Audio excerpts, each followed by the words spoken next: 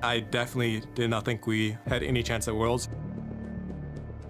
But right now, we definitely have an amazing shot. FlyQuest will look for the Nexus 3 straight games in a row to keep their World's hope alive, and they go on to face CounterLogic Gaming tomorrow. I definitely want it more than CLG does. What a series from FlyQuest.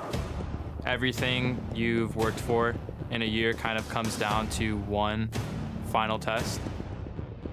We have one chance to make two Worlds and prove ourselves. I want to pass this test, I want to make it to Worlds, and I want to give myself and my team a chance to prove that we're a great team. FlyQuest has good teamwork, but we're even better. I do think that'll be a big challenge, but we're definitely capable of beating them. And if we do, I feel like we will go to Worlds.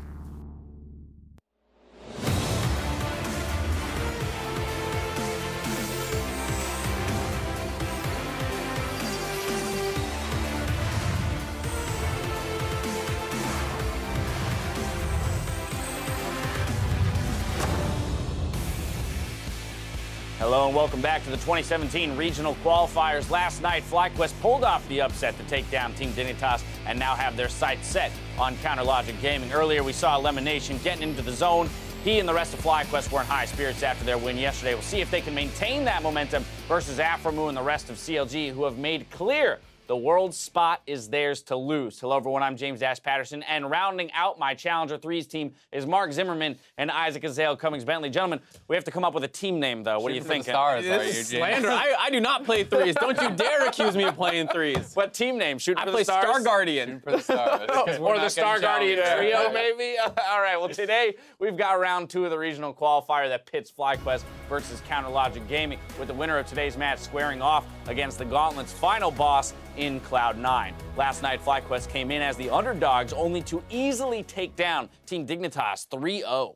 Yeah, I mean, it does kind of raise some questions about Dignitas, because you can look at CLG after the third place match, you're like, wow, CLG's amazing, and then you watch FlyQuest also dismantle Dignitas, and you're like, well, is FlyQuest amazing, or is Dignitas just not that good? It's especially weird because the two parts that stepped up for FlyQuest and CLG, both of them, it was their bot lane. They really took it to Altec and Adrian, which used to be their strength. So right when you're thinking these guys are stepping up, it appears that potentially the two weak points in CLG and FlyQuest, you know, might have just been abusing Dignitas. Definitely some credit to FlyQuest, though. I mean, they played a lot better than when we had last seen them. In the bot lane in particular, Wild Turtle especially was on fire. Yeah, both of them in the bot lane yesterday. Wild Turtle and Elimination will be pairing off against CLG's bot lane, of course, who operated on a bit of an island in their wins versus Team Dignitas specifically. Yeah, and this is a big shift out of Omar God, who put pressure a little bit more up in the top side. You can look there in their semifinals loss to Immortals. He was only in the top side 7.3% of the time, and he was around 6-8, 12.3%. But then in their victory over Dignitas, it flips kind of to 12.8 spent in the top lane and 7.8 around 6-8. And one of the interesting things about this series in particular was this is Omar God's best series, and so many of his pre-15 minute deaths, actually 15 of 22, occurred in the bot lane. So they kind of were able to avoid a lot of that by just straight up not going there.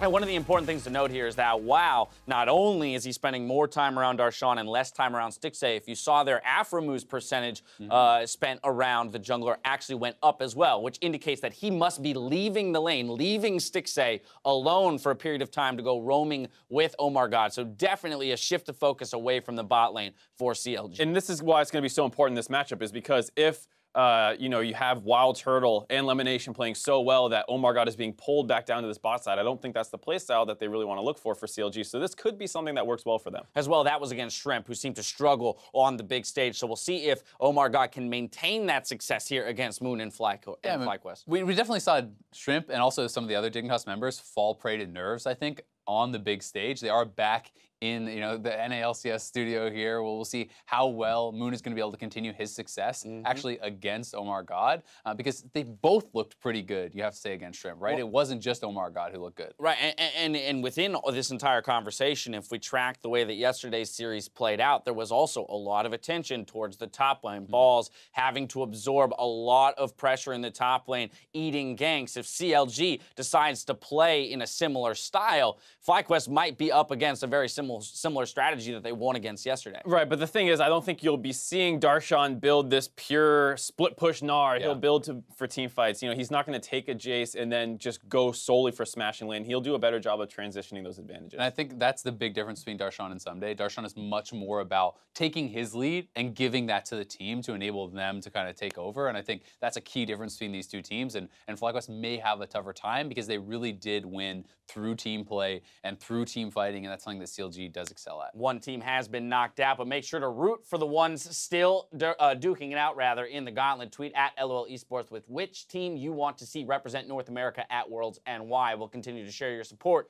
throughout the weekend as teams try to book their trip to China. Now, though, it's time to send it over to Freak and Jat as we go. Hai shares with us what a gauntlet win would mean for him. When we made it to Worlds, we started, well, we didn't get that far in it. We got the group stage and then top 8, and we never really made it past that. So we're like this close to being great, but we're not there yet. So for me to be able to have that opportunity again would be amazing, and that's what I'm looking for. Like, I'd like to be able to get back to where I was before and surpass that. It's a new goal, and I'd like to get there.